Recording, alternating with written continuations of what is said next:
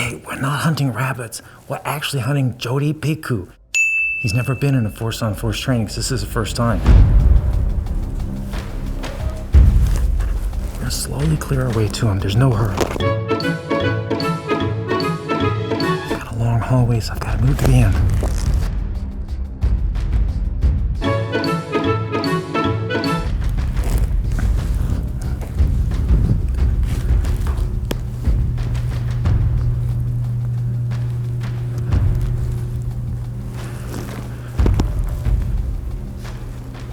Drop the gun, drop the gun! All the way down, all the way down. Stay away from the gun or I'll shoot you some more.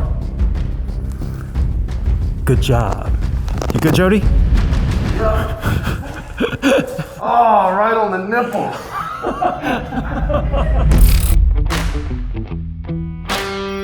I'm Austin Davis, Director of Training for Concealed Coalition. My name is Jody Picou, and I'm the Director of Business Development. We're in a simunition shoot house, and trust me, we could make this some sort of gotcha game, and it would be a lot of fun. But we're going to turn this into a training environment. We'll be shooting in the FRC Shoot House in Baton Rouge, and we are very grateful to be allowed to train and film inside. And today, the person wearing the most paint at the end of the training day will donate a pre-agreed amount to the winner's favorite charity. Mine is the 100 Club of Houston. All the proceeds from today are going to go to Utilities United. So, behaviors that train together, wire together. Let's suit up and learn some real-time, real lessons.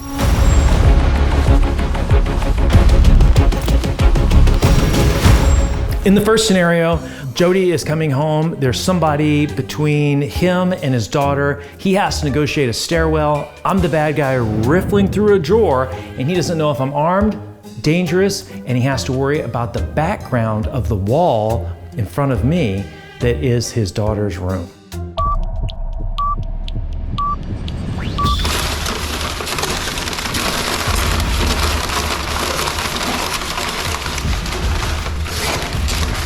Don't move. Get your hands up. Put your hands up.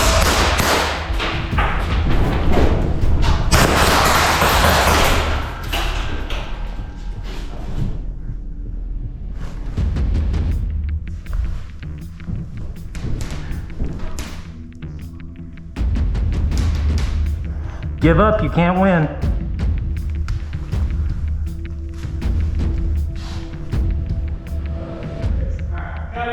Index. Going cold.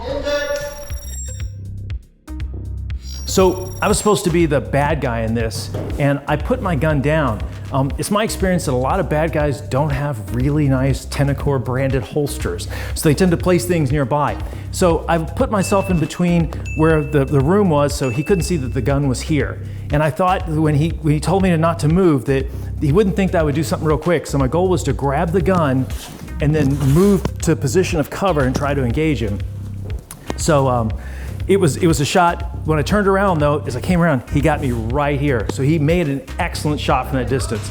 Then I started pouring fire. Once he got down there and around the corner, I couldn't shoot him, but he couldn't come up again. His only hope then is to go call for a bunch of professionals and bring some popo and a dog to come on up here and, you know, go sort this problem out. Yeah, so as I walked up the stairs, I heard somebody going through my sacred filing cabinet.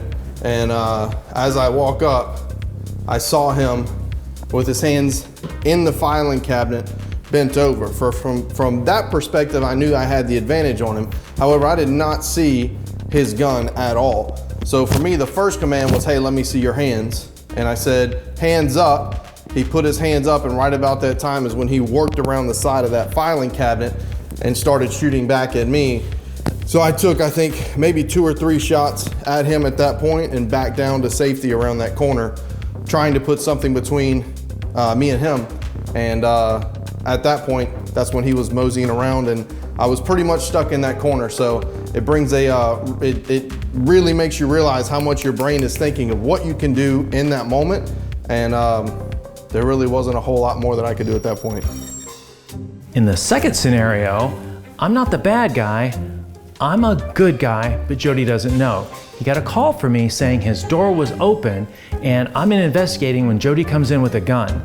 My goal is to make sure he understands what it's like when you point a gun at somebody and you don't necessarily get compliance. And that compliance is not out of evil or malicious intent, it's out of genuine, just sort of the front part of their brain going south. So Jody's gonna have to negotiate a situation with a gun and a non-compliant non-combatant.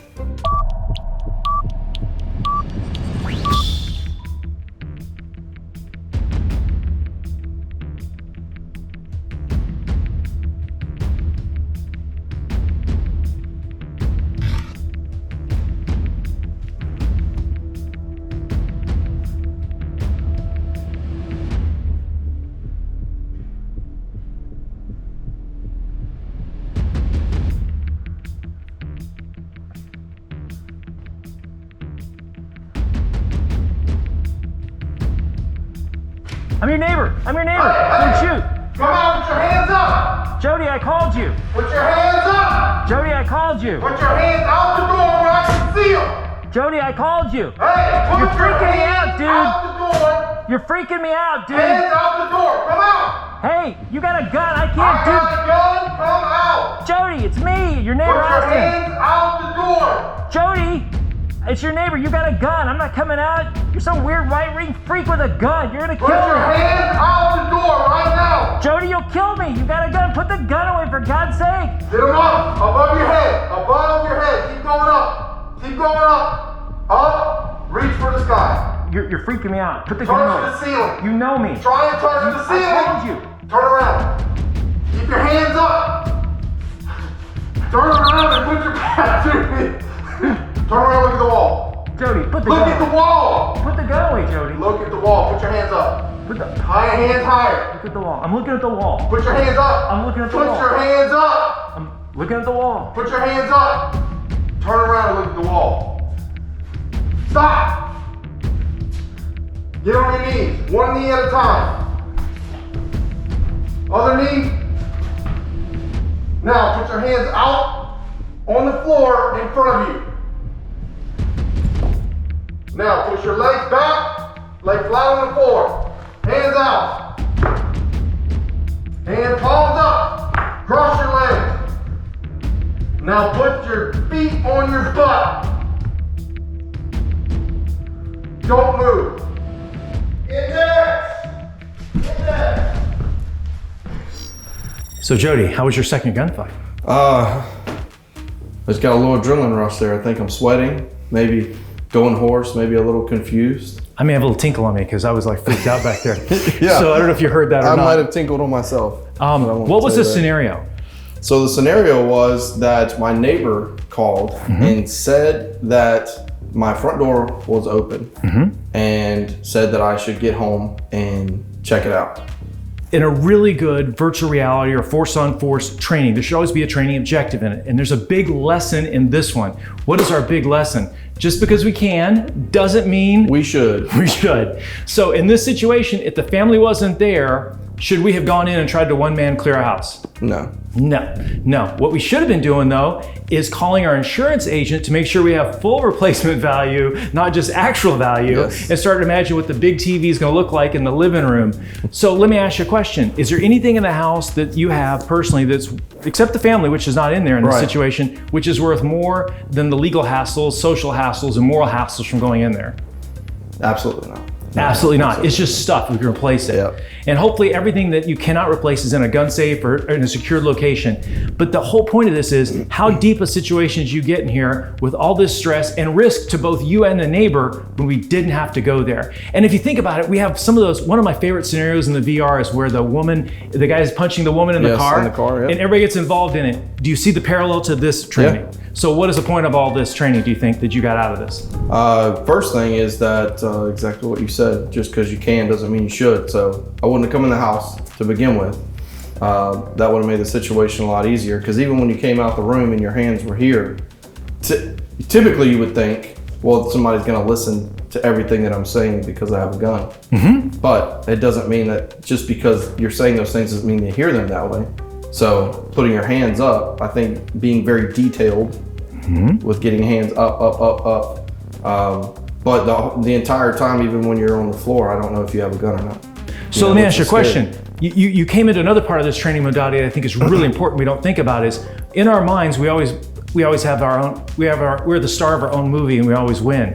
And we always think I'm gonna point a gun at somebody and they're gonna comply. What happened to you when all of a sudden I didn't comply? I wasn't not complying, but I wasn't working with you. Did this raise your stress level at all? Yeah, absolutely. I mean, because you're trying to give commands, which you think you're giving them right, but now I'm thinking he's not understanding. And so in the midst of all that, I'm trying to train my brain to think, how can I say it in a way that he'll understand? You know? How many times have you heard me in training not to say turn around? Turn around. Yeah, I know. But see, when you do that, it makes me think, all right, how do you make him stare at the wall? You know, and then kind of specific. What are the instructions you always heard me say in the VR class? Face the wall. Away. Face away. Face away. Face away. That way it's not situational dependent, just face away. So yeah. So do you think it would be uncommon for a neighbor who's not into guns to freak out and not want to come out with you with a gun? Oh no, I think especially in today's world, that's probably more normal than you would think. You know? So some things we learned in here is today, in this exercise alone, is if we don't, it's just because we can doesn't mean we have to. We want to have good insurance, so if they do take the stuff, we don't care. And that just because you have a gun in your hand doesn't mean they're always going to comply, especially if you're an alpha person who's used to people obeying your commands, because you've never thought, oh my gosh. And a lot of times they shoot them, and the reason they shoot them is just because he wasn't paying attention. I had to shoot him. No, but I get that, because even at moments, the thought goes through your head of he's not listening, so he's a bad guy, right? Which is not necessarily true. But I did have those thoughts just now going through that, you know? Well, if he's not listening, he's probably going to reach for a gun any second. So I should shoot him before he does. And you know, what's interesting about that is if they go to reach for this thing, you know, it's not uncommon to have a 1 second, half, second and 3/4 draw stroke. It takes about 3/4 second for your brain just to go, is he moving and going for a gun? So one of the things you're saying here that's really helpful is you're already going to your brain that if he reaches for a gun, I'm going to light him up. And you've already made that emotional, physical, and hopefully you're running through the legal ramifications of, you know, this guy's in my home, but he's not a threat, you know. What I'm trying to get across is right now, almost everything we do is called silo training. We have them in class and we go, okay, here is the penal code. Here is, in my state, you know, chapter 9 penal code for use of force. And then we have this, but they're both in separate silos and it doesn't connect. Anything that's not trained together doesn't wire together. So wouldn't it be wonderful if you could do a PowerPoint presentation in a classroom of the law and then come in here and then actually hot wash the participants and go, where legally could they have pointed a gun at them? How would this be different if this would have happened on the front lawn versus inside the house and connect these together? That's called interleaving training. And do you think that would have helped you if we would have had a debriefing on here about all the laws related and then came in here and had this and then hot washed it afterwards and combined those two? Yeah, I think so. I think it brings a very realistic approach. You know, I said earlier, you can talk about it, talking about it is one thing, but actually doing it brings, you know, just be honest, nobody in the classroom gets their heart rate up, starts sweating like you are here. I'm glad you got something out of this. I hope you have a good takeaway from it. Let's go find another scenario. Let's do it. In the third scenario, I'm a good guy. I'm working late in my office and the alarm goes off and I decide I'm going to, for whatever reason, try to leave my building. So I've got to go navigate a situation to try to get out of the building. And so this turns into an awkward situation with a lot of complex angles and suddenly with my bad guy right in front of me.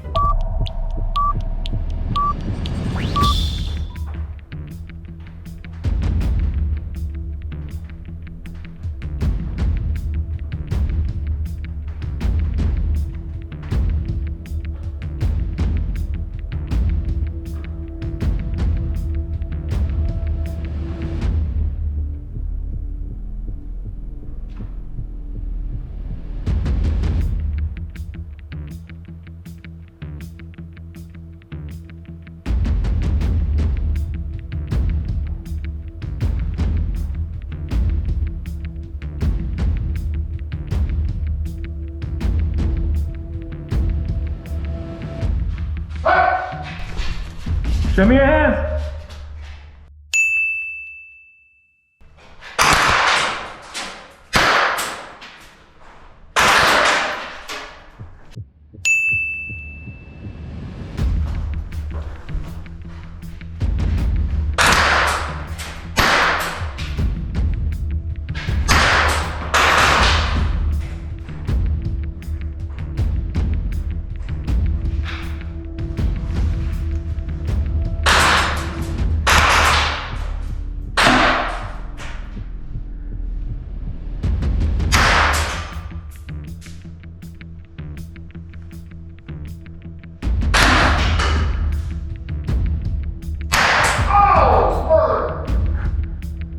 Drop the gun, I'll shoot you again on the tender spot. Come on out. Show both hands, bring it on out.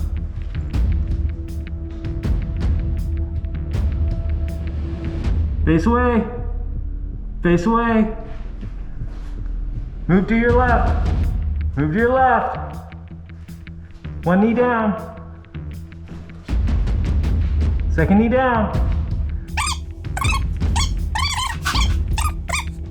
Do not move or I will shoot you. Index, index, index.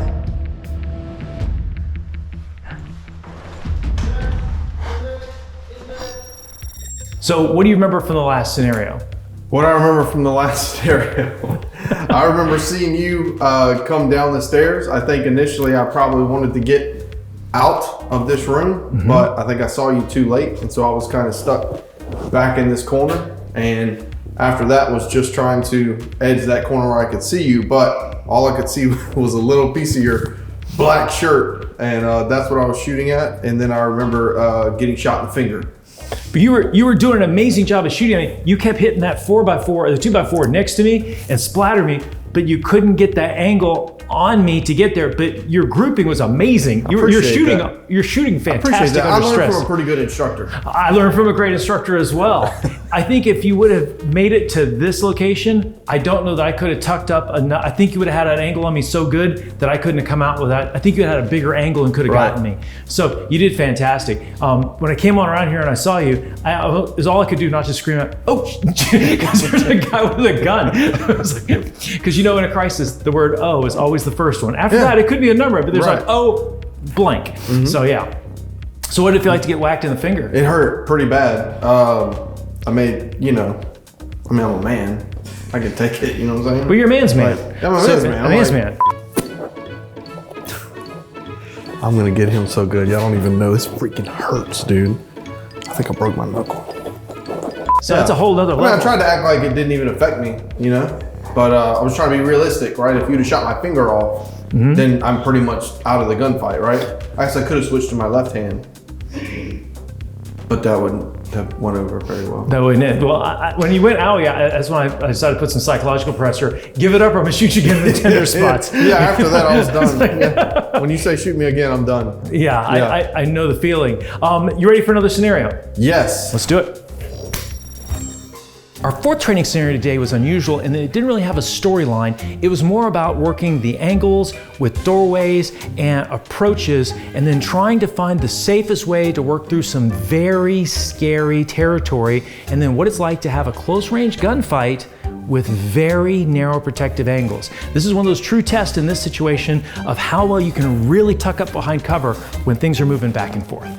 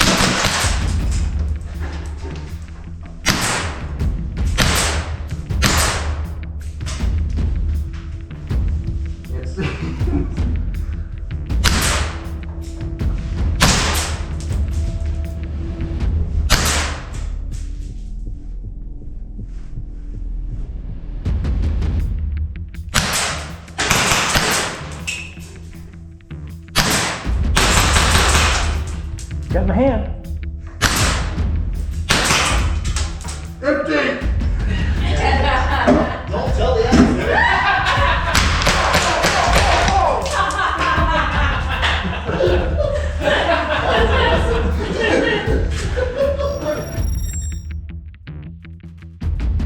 All right, so tell me how you made it through this door and down that hallway. I'd like to know kind of how it was, you know, what you were seeing from your side. Well, when you're doing one-man room clearing, it's just which degrees of bad you're gonna have to eat. So my whole goal in any of this is always just to try to minimize as much of myself to the area I can't see and maximize as much as I can see. So the first problem I got is how to get through the door. So if I tried to open the door this way, I'm really kind of working against nature here. So I had no choice but to work on this angle. When I open the door, I want to get this thing as open and I want to get as deep and back in here as possible. Then I want to start working this way around, trying not to get stupid and get in a hurry and get my lead foot past where my gun's going to be. And I want to stay as deep as I can. That way if somebody does pop out, one step here puts me back in line. So I wanted to work through here, scan, scan, scan, scan, scan, scan, scan, scan, scan, scan. And then if I can get this shoulder against this wall, I can look through this crack and get almost all the way down. But there's that hard corner that I can't get here. It's an easy corner.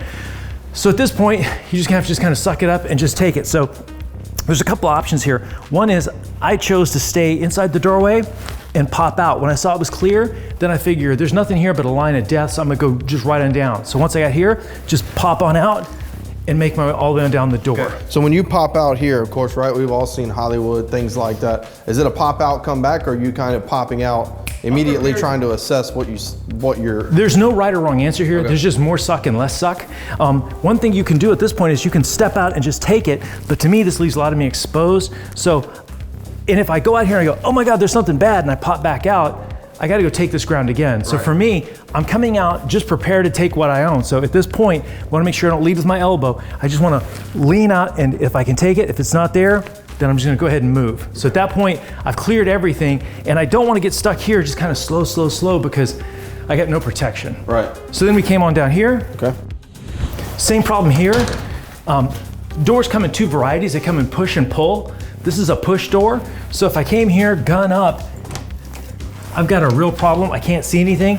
So I chose to come here, push the door, and then come on back. And I can see all the way down this hall, almost to the edge right there. So there's still a hard corner, but not much of it.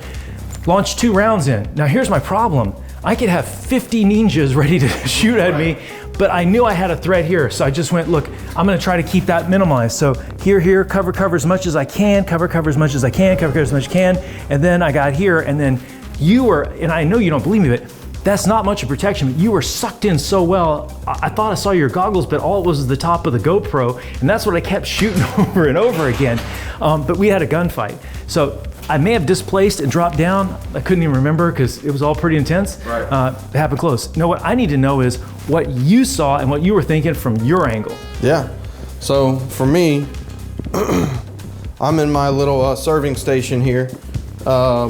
You know, going through some stuff, and I immediately just saw the door fly open. So for me, that was something that startled me. Did you hear me come down the hall? Or I didn't hear you coming down the hall. Okay. All I heard was the door swing open. And so that's when I shot 2 rounds there, and then there's not much cover here, but I tucked back kind of as much as I could, you know? And so you're kind of bunched up like this, so you don't have room to actually get out. And so then I was trying to just lean over, you know, as much as I could just to try and see that best angle. It wasn't great, but every once in a while I could see a little piece of black, whether it was your shirt or the tip of your hat coming out, and would shoot a couple times. And I remember one time sticking my head out there and shooting, and immediately fire kept coming back. So well, you can see here, and then right behind you. And how I missed you and how you missed me is amazing, because these angles were so narrow. Yeah, they were definitely flying by. So one of the things I learned from this after having is when we have a close-in gunfight like this, that these angles that we're shooting at really are a couple of inches wide, the whole path down here. And it wouldn't take much of bad technique of having 1 foot a little more where you'd have seen my foot and you'd have shot my foot in a heartbeat. Yeah, I have no doubt. I think same for you. Anything that would have been sticking out here was gone. What was really bad for me is your corner was dark in there. You're in the whole black outfit. I couldn't see any. It was like shooting. It was like shooting in an inkwell or something. It was just amazing. I learned a lot from this fight. It was so wild to feel those rounds coming by and think, if I stick anything out even more, I know he's going to take it. I know. That's why I was trying to hide my trigger finger back from last time too. I felt that one slip right on by here, so that was a good job, man. Payback. I love it, man. Yes. It was a great day of training. Me too.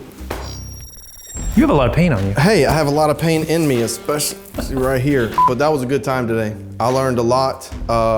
You know, I think, did I win? Did you win? I don't think anybody won except the fact that we had great training today. Nobody got hurt except for your finger. Except for my finger and yours a little bit. And you shot so well. This was your first time in live fire. Your marksmanship was amazing. And you really picked up to cover concealment so well, especially when we got to that last scenario where you were locked in there. I say it's a draw. I say we send money to Utilities United. And your charity does what? This We provide immediate funding for utility employees during natural disasters. And then we will also send money to 100 Club of Houston, which gives money for downed officers, their families, and support when they get injured, which is something near and dear to my heart. As a wrap up, I don't know about you, we've been wanting to do this kind of training for a long time. We can't thank FRC enough for providing a facility and the staff. They have treated us so kindly.